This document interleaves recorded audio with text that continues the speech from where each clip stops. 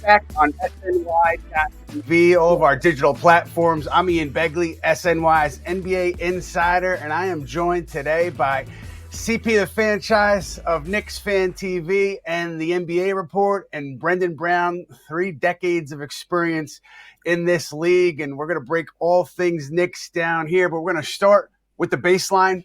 OG Anunoby, fantastic last night in a win over Portland. 4 for 6 from beyond the arc. He just shot it really well. Probably his best shooting night as a Knick, as the Knicks really destroyed a bad Blazers team. And they were also dominant on defense. Thanks to Anunoby, he has been very good so far since this trade. The Knicks are 5-0 since the trade, and Anunoby has really been everything the Knicks could have hoped for. And he's still getting used to things as a Knick, hasn't really gotten the whole playbook, gotten everything down. He's still learning, but so far so good with the Knicks, Brendan, and OG Anunoby. And what are you seeing so far with OG? What stands out to you?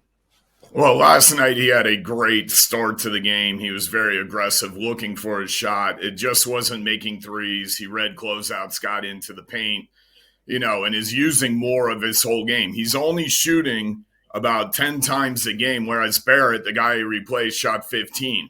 So this spread shooting around between a little bit more for Brunson, a little bit more for Randle, a lot more for DiVincenzo. But, Anunoby taking all good shots, shooting very good percentages. But, Ian, when it comes down to it, when you are setting up your matchups in the coaches' meeting the morning of the game, he takes the best perimeter guy. Last night it was Simons. Now DiVincenzo shifts down to 2. That's not Barrett. That's better. And now you hide Brunson number 3. But with having better defenders around Brunson than Hartenstein in the back, your team defense is better because Anunoby can take that number 1 matchup. In the 2 big wins over Minnesota, over Philadelphia, Edwards and Maxey had success against OG. But then the other 2 guys behind them shot 10 for 35. Connolly, McDaniels, Oubre, Batum. And that's what's happening. DiVincenzo is an excellent off-the-ball defender, and by having OG on the ball a lot more, that improves your defense.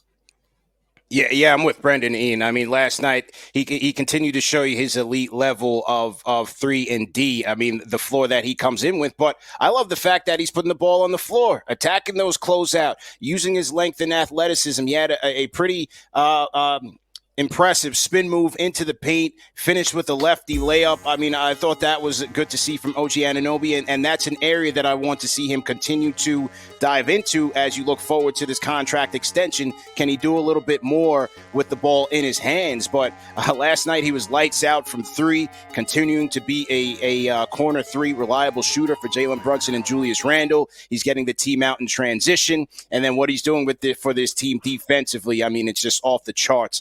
Plus 111 through 5 games. We haven't seen anything like it. I mean, this Knicks team is still humming despite on the heels of this trade. They're looking great.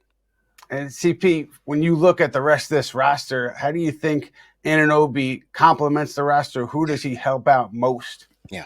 Offensively for Brunson and Randle, again, being that corner 3 shooter, right? Your assist numbers are reliant upon those guys knocking it down. And so when you have that shooting efficiency there, that certainly elevates your starting 5. But as Brendan said, defensively, when you have a versatile wing that can take on the tougher assignments, it allows everybody else to slot down and play more of their roles. So he also provides cover for Jalen Brunson. He may also provide cover for Julius Randle. There were times in the Minnesota game where you see OG Anunoby guarding Karl Anthony Towns and making it tough for him and drawing a turnover. And so he looks fantastic there. Isaiah Hartenstein in the post-game press conference last night said that OG makes his life easier. I mean, when you have that type of defender that can maintain at the point of attack and force tough shots, it makes the center's job easier. And then when guys are making their forays into the paint, his help defense. How many times have you seen Anunoby and Hartenstein combining and stuffing guys at the rim? So he's just all over the place and immediately has lifted this team across the board. Brendan, a lot of times you hear about teams incorporating 2 new players into the rotation after a trade or more, and the difficulty doing that on the fly. Why has this worked for the Knicks? Is it a credit to the players who came in, the players who are here, the coaching staff? What do you see?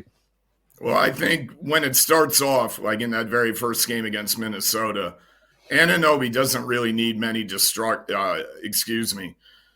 explanations of the defense or details of the defense. He's going to play on instincts, and he's going to be able to do that very well. And part of that is, like CP, just referred to, like in the Washington game, he guarded Poole for a while, he guarded Kuzma for a while. But the more that he's on the ball, he can assimilate himself into the team very, very easily.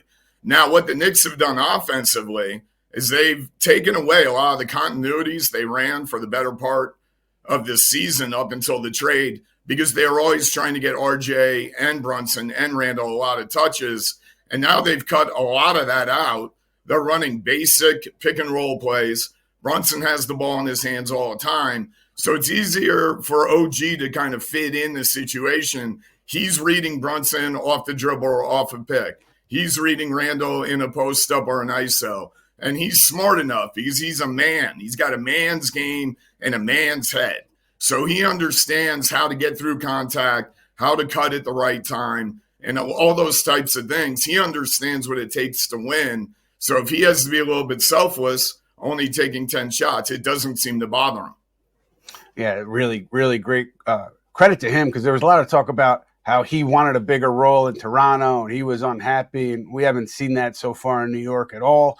But when you look at Emmanuel Quickley going out to Toronto, I think both of those guys have played pretty well so far, RJ and Quickley for Toronto, but I think there was a concern about scoring off the bench.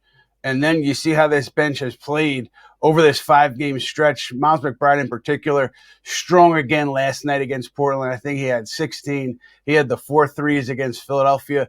He had said, if I get minutes, consistent minutes, I'm confident in myself. I'm going to be able to get the job done and keep this going. And he showed that so far. CP, Miles McBride, has he impressed you?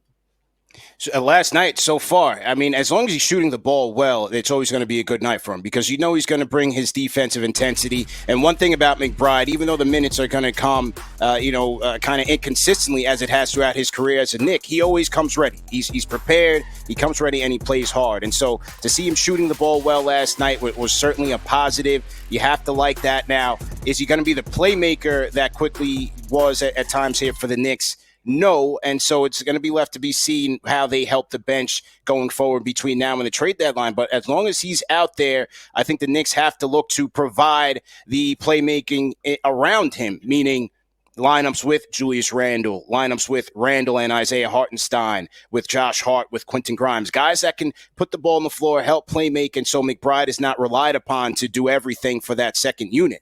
So as long as he's going in there, he's doing his job as a 3-and-D player, he's going to be a great fit for this bench. It's just going to be left to be seen how much confidence do they have in him to generate offense for this unit, because as you get into the thick of things in the second half of the season and on to the playoffs, they're going to need more experience in that role.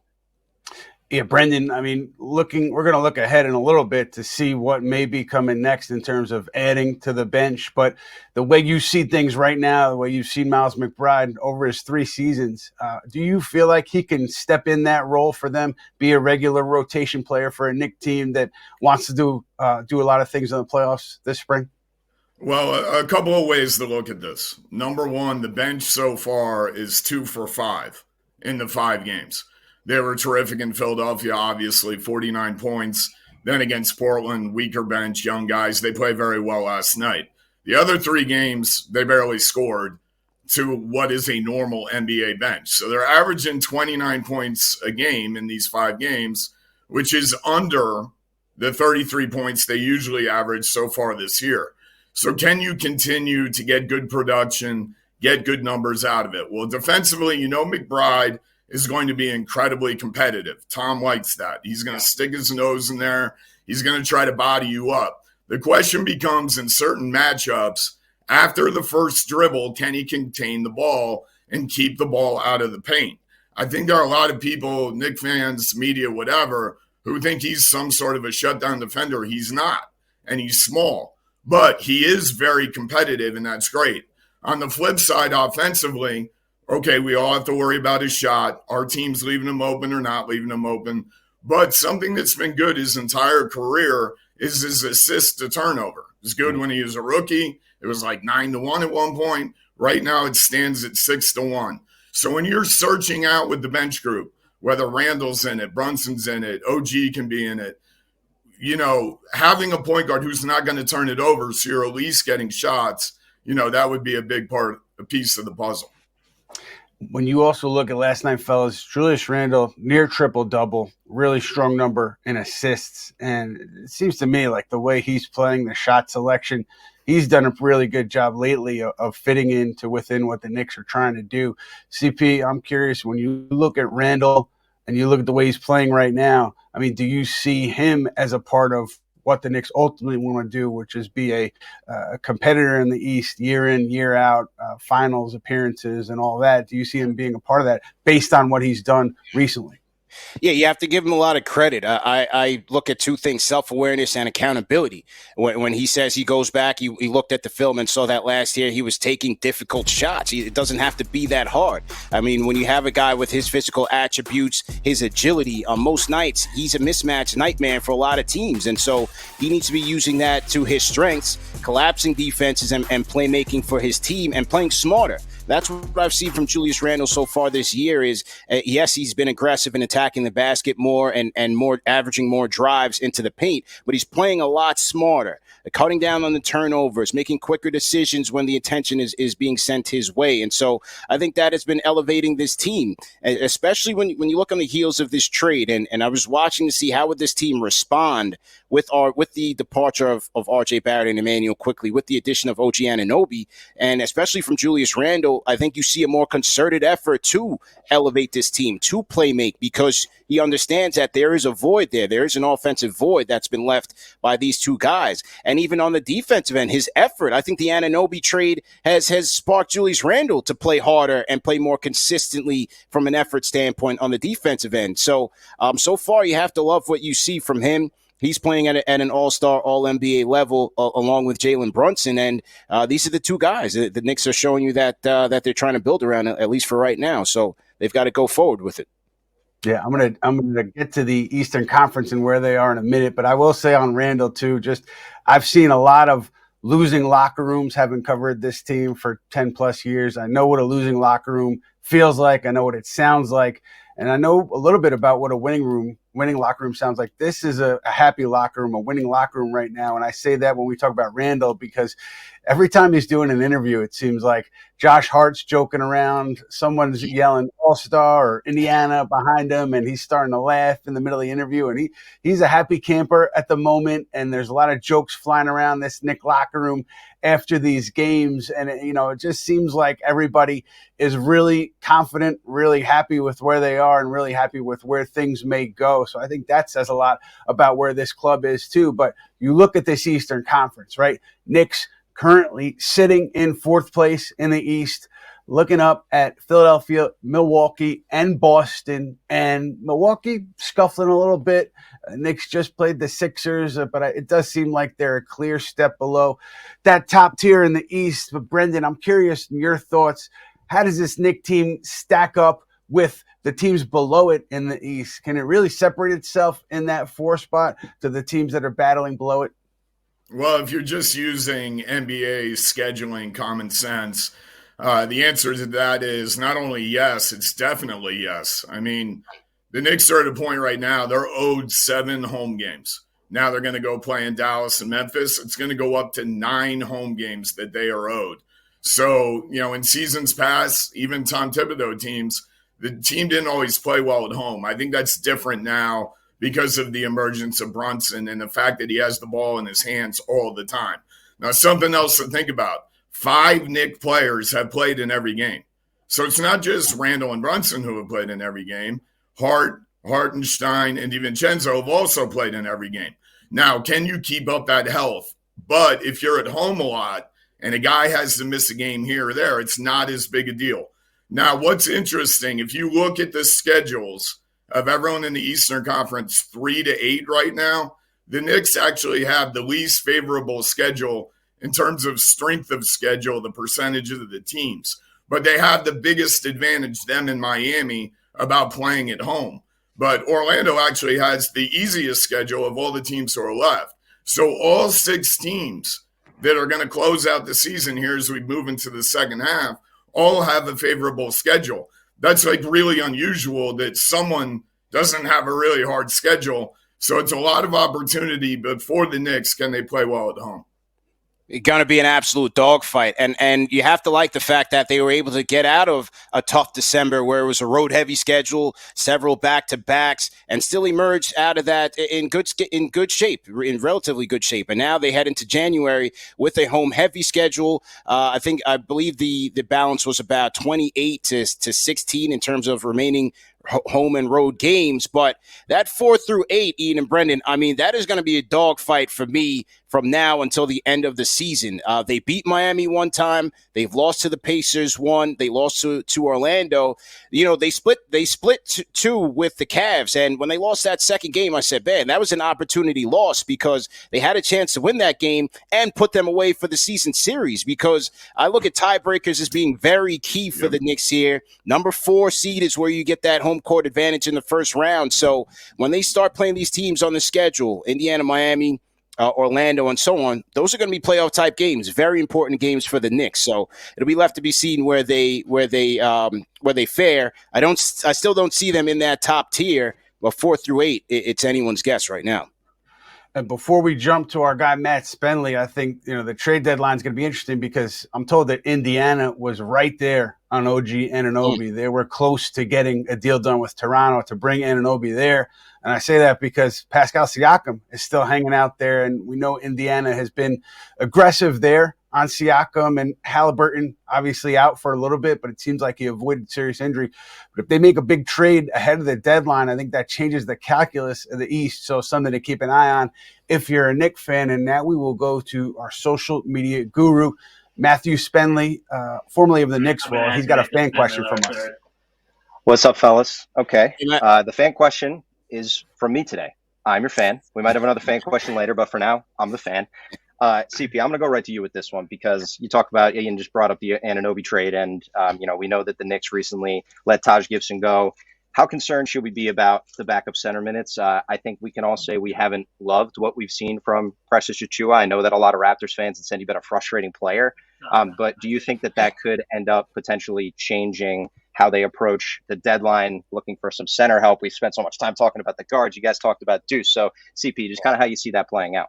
For sure. I view their need for more front court help on the same level as their need for a capable playmaker and scorer off the bench. I think, it's still a thin margin there with Isaiah Hartenstein, who's playing at it, all-time level. But if he goes down, they're in trouble once again, because I'm not so sure what they have here in Precious Achiuwa. Doesn't seem they're too confident in Jericho Sims. When, he came back from the ankle injury, he still got slid down to the center 3 position. So I still think they could use a backup 4, backup 5, some more center depth there to provide some insurance as they make a playoff push. So it's very important.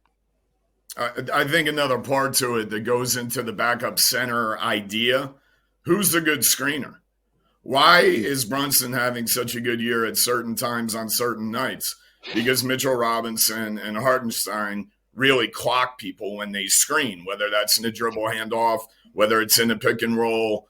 Achiuwa is not that type of guy. He's not exactly a Tom guy. Obviously, they acquired him from Toronto. They needed a body. He is athletic, but he's an inconsistent sort of a player, something in between a 4 and a 5. I wouldn't be crazy in thought to say let's start playing Sims again as the backup center, because he's shown that he can do the Tom things, run the floor, rebound, and set screens. And maybe you're better off that way because you're not getting any offense out of Achiuwa right now anyway. So why not have Sims play, who's more familiar with the offense and with that group? But yes, if you want to totally be careful and give yourself insurance, I get worried about Hartenstein every night. And he played every game last year. He's played every game this year. But I'm just worried when he goes up and challenges that someone's going to solar plex him in the face, and then he's going to be out for 2 or 3 weeks. Yeah. I'm saying that as a compliment to Hartenstein, that he plays so hard, but you worry if something just goes wrong one night. Yeah, it seems like there's a period of evaluation right now with the Knicks and Precious Achiuwa and different bench personnel and Jalen Brunson, Julius Randle, who fits in there with that second unit? How does it work going forward? I think they're still looking at things, still assessing things as you get to the trade deadline. But for us, you should know we are in podcast form right now. So we are available wherever you get your podcasts. Please go download us there. And now we're going to go to stargazing. Because with the Knicks, you're always talking about what's next, who's coming in. Well, Leon Rose and the group running things, who's a star coming in. Now we're going to talk about a player who's not necessarily a star, but should be talked about a lot as the trade deadline comes, and that's Malcolm Brogdon. He was in the Garden last night, did not have a great night, but I think he's going to be sought after by many, many contenders as you get to that February trade deadline. Portland, I would assume, would be looking for a first and a good young player back, and I think they're going to get that because there's going to be a lot of competition for his services. Where do the Knicks fall? I'm not so sure. I do know that there's a debate a little bit about should they go after a big to get big depth or should they go after more of a ball handler? I don't think there's a clear direction that's been set there, but if you're going after a ball handler, going to strengthen your bench, Brogdon has to be near the top of your list. I don't know if he is comfortable off the bench. I think maybe he wants to start, but maybe that's an issue for another day if you're trading for him now, as the Knicks would be in this hypothetical. But again, there's going to be a lot of competition for his services. Brendan Brown, Malcolm Brogdon, how would he fit with this Knick group? I mean, I think he would be good because his style of play, ball control, don't turn it over, take high percentage shots, set guys up for high percentage shots. If you're bringing him off the bench, he can defend most backup guards. He would have an ability to sneak into your first group on certain nights when it's needed. I kind of have two other thoughts. One, if you are getting worried about Deuce for any reason, right now it's going okay, you can always play DiVincenzo as the backup point guard. Just stake him out first, let him be the backup point guard, but then you would need another guy potentially off the bench. My guy I kind of like, although I don't think Danny Ainge is going to help the Knicks, would be Jordan Clarkson because he's matches up almost close on money, and then he would be expiring. So if you like Clarkson, you could try to figure something out with him after the season. If you don't, you can let the money melt off the cap. Just use the Fournier 19 and send it out to Utah. Maybe you got to throw something else in. But the reality of it is the way this is shaping up in the Eastern Conference, this might be a little bit more of a win now mentality. Like I know that Leon has done it all piece by piece by piece. And he's 3 for 3 on his in-season trades with Derrick Rose, Josh Hart, and now what we're seeing with Anunoby. So he's doing a great job. But, you know, what can you get done at the deadline? I'm not sure. So maybe you have to do that in the offseason. But could Clarkson or someone like Clarkson be the right move? Yeah, and that's why, just as Brendan said, you know, with the East, with so much parity in the East, how aggressive will they be at the deadline? Because in deadlines past, they've again they've gotten targets based on their budget, on the margins, low cost, low risk, high reward transactions. But what will they do in this offseason? How will they change? Will they change their approach? I like Brogdon. I think he can come in here and fit right away as a savvy veteran. Defense off the bench, the 3-point efficiency. You have to love that. Now, the Knicks didn't make his audition any easier on him. I thought you saw concerted Knick defense last night to shut him out. And that on top of just a incompetent Blazers group. I don't think he wanted to exert that much energy. So he didn't look that great. But he would be an expiring deal at the end of this season, heading into the next one, if the Knicks wanted to hang on to him and maybe use him as a future trade asset down the road.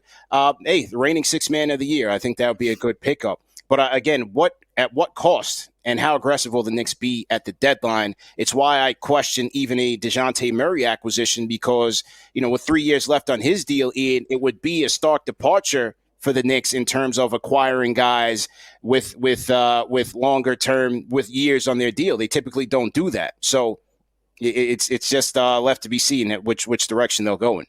CP, great segue. I was just going to get into Dejounte Murray, but before we do that, because Dejounte and Malcolm Brogdon, there's some commonality here. They're both represented by Clutch Sports, and we reported a couple weeks ago that with Clutch, if a client wants to go to the Knicks, like if Malcolm Brogdon or Dejounte Murray said, hey, I want to get to New York, Rich Paul and Clutch is not going to stand in the way. They would certainly facilitate that deal. But if all things are equal, Rich Paul has been hesitant to do business with the Knicks to date because of some issues he has with Knick leadership, Leon Rose, William Wesley in the group. He has said, I'm told that he had said he's not going to move off that stance until and unless there's a sit down with Leon Rose, William Wesley, and I don't know who else to iron some things out, whatever the reasons are. I'm not entirely sure. And I don't know if that sit down has happened yet, but that's a factor that you have to at least think about when you're talking about Dejounte Murray, Malcolm Brogdon, any other Clutch client. That being said, let's get into Murray because so many teams around the league think that he will be on the move at the deadline. But in talking to a couple teams, Atlanta's asking price is sky high. And so you would expect it to be because they gave up a lot to get Dejounte Murray, but he's gettable for the right price. And for the Knicks, I think you look at Atlanta and the idea that they're open to moving Clint Capella. I think they're looking for a big, and I think they would probably be open to Mitchell Robinson coming back in that deal. Would the Knicks be open to moving Robinson? I'm sure for the right player, they would be. And when you look at Murray and you look at Brogdon too, you have to look at what the next move is. And I think with both of these guys under contract for next season and beyond, you have to look at them as potential pieces for an additional trade. What's that next trade going to be in the summer? Remains to be seen. A lot of it depends on what happens during the playoffs, what stars upset, who wants out. I think at the very least, not at the very least, but certainly Karl Towns, I think, is going to be an option. And I think that that's going to be something that the Knicks, if it is an option, explore. But there should be other opportunities there. That's a conversation, though, for June. In the here and now, Brendan Brown, what do you think about Dejounte Murray fitting on this roster? Well, he's a Tom type of guy in that he's a two-way player. I think you worry about a couple different things there. I think the salary aspect of taking him on for 3 more years at that money, that's like exactly what the RJ contract was, and you did a good job in the Toronto trade of moving the RJ contract, so you have more flexibility. I'm a Murray guy. I like Murray. I love his ability to push the ball. I like him a little bit more playing the point guard position than playing off the ball on the wing. I think he requires the ball. The one thing that worries me a little bit about him, he really has never played on any winning teams, even in San Antonio or, what's happened in Atlanta since he's been there. I don't think that kills you off as, coming into this team and you can be a good player. And Anunoby was just on the struggling Toronto team. But he does have the fabric of being a Tom Thibodeaus type of guy. Let's think about it this way.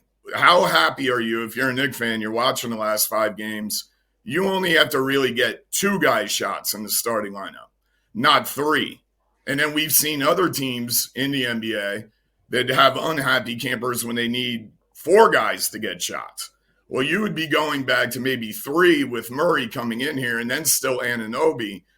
I don't know. I kind of like the groove they're in right now, and I think more bench scoring than I think make the starting lineup better. Last year, 84 points for the starting lineup, the 3 big guys and quickly. 82 points the day of the trade, 3 big guys and quickly. The big 4 now is Anunoby, DiVincenzo, and the main 2, and they're scoring 80. So do you need to do the starting lineup? Yeah, Brendan's points is exactly why I have a hard time seeing the Knicks making a deal of that caliber, because in his own as a player profile, you like it, right? He's athleticism. He can play make. He's shooting the 3 ball very well this year. Can play defense. Improves the Knicks athletically, as I just said. But fit has to be taken into consideration. And if it hasn't been working out with Trae Young in Atlanta, how does it work now where you bring in 2 more ball dominant players in Randle and Brunson? And does Dejounte Murray have the same impact that he had when he was the guy in San Antonio or when he is the guy running at the point in Atlanta? Does he become that same impactful player playing in a starting lineup with Julius Randle and Jalen Brunson? Now, if you're bringing him in to run the bench, and I'd say, hey, that would be an incredible upgrade, but he's certainly not going to do that. And based on the price that Atlanta paid to acquire him from the San Antonio Spurs, they're going to be looking to get that back. And so is that where the direction that the Knicks want to go in, ponying up extra draft picks, taking on a guy with 3 years of worth on his deal around $28 million when you still have to pay OG Anunoby. He's going to get northwards of 30. Jalen Brunson will soon, I think he's going to get close to 50. Julius Randle, if he's on this team, he's going to be getting a bigger deal. So is that the team that they're going to really look to lock in on as they look towards the future? I have a hard time seeing a Dejounte Murray acquisition for the Knicks. Right. And you look at some other names out there, guys, the bigger names, obviously, Zach LaVine. I think he would be on the move if there's a deal for the Bulls to make with Los Angeles there. I think the hang-up would be Austin Reeves. I think Chicago would want Reeves back in a deal. I don't think the Knicks get involved there. And in addition, DeMar DeRozan, I would be surprised, at least at this point, if the Knicks got involved in a big way there. When you look at other maybe smaller moves to be made, you look at the situation in Washington with their guards. Is there a lead guard that you can pluck from a Wizards team that's not really going anywhere? And then Detroit, Bojan Bogdanovic, he's going to be available. He has been available in the past. The Knicks had checked in last trade deadline. I would expect Philly to be in there as well. So there's going to be competition there. The price for Bogdanovic would be high. So how much do you pay? Is there a player outside of Clarkson, Brendan, that I mentioned or that's on your mind that you feel like would be a pretty good fit for this Knicks team? Well, I've looked up a lot of different guys, some that are even long shots, like Kevin Huerter is out of the mix in Sacramento, but he has 2 more years of money, so probably not him.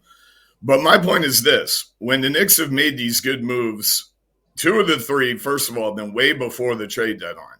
So that's kind of smart in a way to make your move before other people are trying to make their bids and their moves. Did everyone think Derrick Rose was going to be really great for the Knicks? No, he was a Tom guy. And at the time, he wasn't really playing well in Detroit. He was unhappy there. Did people think that Hart was going to have that big an impact? No. I mean, he was a good piece, good defender, and an excellent rebounder for his size. Anunoby, okay, that's a little bit more of a bigger name, but he's not coming in here as a number 1 or a number 2 scorer. And look at the effect it's had on the team. I think what CP says in terms of fit becomes very important here. So what's your fit? You're in a good groove right now. You're outscoring people by 20 points a game right now, the last 5 games. So what's your fit and what do you need? And I keep pointing to the bench because the bench, 3 of the 5 games didn't do much. And, that you just got to constantly look at it night after night after night, who's shooting well. But then again, how many points are you scoring off your bench? The morning of the trade, the Knicks starting lineup was 15th in the league in scoring. Now they're 10th in 5 games. They're up to 10th. And the Knicks bench was 14th at the time, and now they're down to 17. Well, you just got to keep looking at the numbers. But whatever Tom and Leon are doing, communicating during the year, they keep bringing good pieces and good fits into what the Knicks exactly need. CP, for you, other names out there, outside of Clarkson, maybe somebody I mentioned, who do you see as a potential good fit for this roster? Yeah.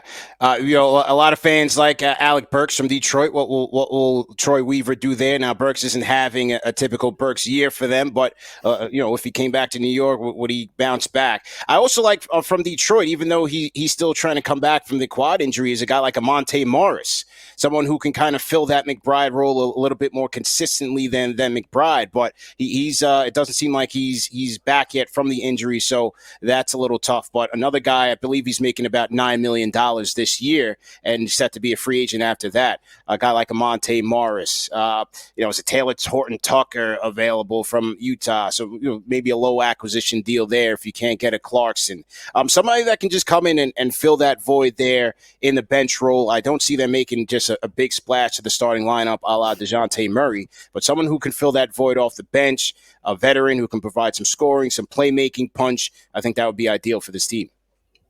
Look, we're not having this conversation about the Knicks or anything that we talked about in the last 25 minutes without Jalen Brunson. Jalen Brunson is the engine. He's been the key since he got here. I'm calling him the stimulus package because he saves jobs. He creates jobs. He's really been a boon to this Knick economy. And do you guys think, based on how he's playing right now, he just won Eastern Conference Player of the Week, is he not getting enough attention nationally? Because he gets it locally, but nationally, is he not seeing the attention that you would think a player of his stature could? CP, where are you on that? I don't think so. And, the whole Becky Hammon controversy stirred. Is he too small? I think that is sort of a mental block for some people that can't see the greatness in a smaller player. Yes, history has said that we've seen a lot of greats there, from Stephen Curry to Isaiah Thomas on down. But I think it takes a while for those smaller players to garner that respect until you start to win significantly. But for Brunson, I think he needs more awareness within our own fan base, because he hasn't been up there on the All-Star votes. So we've got to do a deep dive on how do we get Knicks fans out there to the polls and get them to vote for this guy into the All-Star game, because he's very deserving of that acknowledgement. Brendan, when you look at Jalen year 2, you see anything that's different? You see anything that he is improved upon from year 1? I'm going to go back kind of to the last question, because I don't feel he does get the national acclaim, but I don't think his game is set up for the national acclaim. So, we all watch him every night, and we see the footwork, and we see the good shots, and now the three-point shooting, which he didn't have in Dallas. Let's remember, he's 31% his last year in Dallas. He's been in the 40s all year this year. He's at 42. I think CP would agree with this, the way the game is marketed on a national scale, and the show at 3 o'clock and everything else, he doesn't have the kind of game that really excites you in terms of highlights and stuff like that. He just scores. He's just fundamentally sound. He's just a winning sort of a player. He's a small guy that can take a lot of contact. But as for promoting him against some of the other guards or what they do, and it's a little bit more fancy, et cetera, I just don't think he gets that kind of a feel. And I feel very bad for him that when you look at the All-Star voting, and then if we were to rank the top 6 guys and who we think it should be, and he's 6th right now in the voting, that's sad in a way. Maybe should the Knicks promote him more, or I don't know. I don't know exactly how to promote him more on a national way. I also think a lot of people in the national way never want to give it to the Knicks. There are a lot of people who like the Knicks outside of New York. There are a lot of people who do not, and because of the last 20 years, et cetera. So, yeah, we see him every night, and we love him, and he does a great job, and he takes all high percentage shots, and he doesn't turn the ball over, and he's not a great defender, but he takes a ton of charges, which is great. But, that doesn't add up into, 2024 NBA excitement highlight guy, and I think that's part of the deal. It's interesting to me that New York, the population base that they have, I know we lost a lot to Florida over the last few years, but how is he not in the top 3, at least, in the voting? And how is Julius Randle not top 10 after that first round? It's wild to me. But we saw last night Eric Spoelstra, big extension from the Miami Heat, obviously much deserved. We know Tom Thibodeau, Knicks and Tibbs, I'm told, we're not that close on extension talks entering the year. He still has a full year left on his deal after this one. Brendan Brown, Tom Thibodeau, the coaching job that he's done, trade mid-season on the fly, getting these guys up to speed. What have you seen from Thibodeau this year, a year where I think a lot of people were wondering, is it going to be the Tibbs effect where the team struggles a year after having a good year? We haven't seen that yet. Yeah, well, that was kind of in the balance in the first 32 games, but things look a lot better after the next 5 games. Tom Thibodeau, what he's done here this year offensively, I think they've been a lot more creative in what they're doing in the half court. I think they're being a lot more creative in a different way now, scaling back what they're doing and going back to some of his Chicago roots, the way he coached the team defensively there, and the way that he's now calling plays in these last 5 games offensively, where Brunson pretty much has the ball all the time in all the pick and rolls, just like Derrick Rose did on those teams. So go ahead, line it up. We're going one-on-one, mano-a-mano with you, offense and defense. What Tom has brought to New York, the Knicks organization, it looks like 3 years in the playoffs out of 4. The one team that didn't make the playoffs wasn't like a horrible team, disappointing at 37 wins, but wasn't a bad team.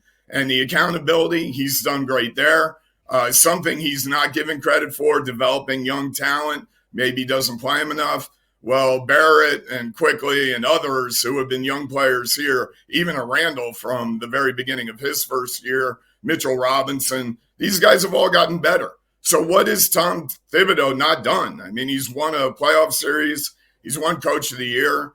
It seems like especially the way things are going at this moment, why are you not giving him an extension? Why are you not renewing him? CP, going to pivot to you on this schedule because the Knicks have beaten up on teams below them. I think teams coming in with a below 500 record facing the Knicks are 15-1 in those games.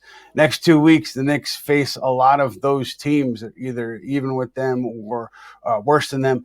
What do you see about this next 2 weeks? Like, where do you want to see the Knicks as they get to late January with this upcoming stretch they have in front of them? Yeah, certainly would like to see them beating those teams above 500 starting Thursday in Dallas with Jalen Brunson and Julius Randle returning home, so to speak, against Kyrie Irving and Luka Doncic and Dallas Mavericks team that is pretty much neck and neck with the Knicks in terms of record. So start there on the road against a tough Mavericks team and then get revenge against the Orlando Magic on the MLK Day game at MSG. They went into Orlando and got embarrassed in crunch time by that Magic team, a tough, staunch Magic defensive team, again, and a team that's going to be in your wheelhouse probably from now till the end of the season. So that's going to be a critical game for the Knicks at home. I'd like to see them get that win, but to start the year off 5-0 and they get impressive wins over the best team in the West in the Minnesota Timberwolves and one of the best teams in the East in the Philadelphia 76ers, you have to be encouraged by that. And with the addition of Anunoby, his presence, you have to give them a fighting chance in these games. So I'm looking forward to seeing how they take on the Magic, the Celtics in their last matchup, as well as the Bucks in their last matchup of the regular season. It's going to be interesting to watch. That'll do it for us right now on the Putback. Be sure to check us out in podcast form. If you missed anything, we're available on all platforms where you download your podcasts. And CP, the Fanchise, Knicks Fan TV, and the NBA Report. Be sure to check them out there. Brendan Brown, always bringing fantastic insight to the show. We really appreciate both of you guys. We will be back in 2 weeks. 2 weeks, we'll have another Putback show. Be sure to keep an eye out for us then, and we will see you soon.